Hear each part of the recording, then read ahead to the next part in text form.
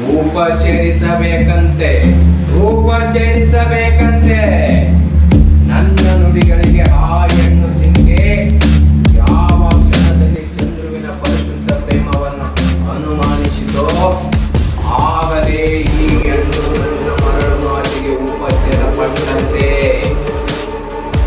ಇಷ್ಟೊಂದು ತಿಳಿಯದ ಆ ಶಕ್ತಿಯ ಸೋದರಿ ನಿಜವಾಗಲು ಸೌಂದರ್ಯದ ಸಿರಿ.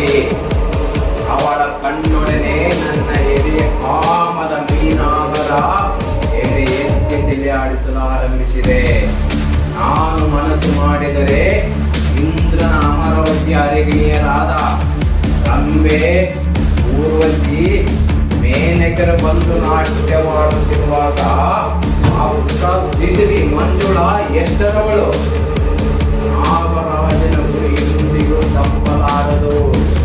ಅವನು ನನ್ನ ಕೋವಿನ ಗುರಿಗೆ ಸಿಕ್ಕ ಅಕ್ಕಿ ತನ್ನ ಪಕ್ವವನ್ನು ಮುರಿದುಕೊಂಡು ನನ್ನ ತೋಳು ತೆಕ್ಕೆಯಲ್ಲಿ ಬಂದಿಯಾಗಲೇಬೇಕು.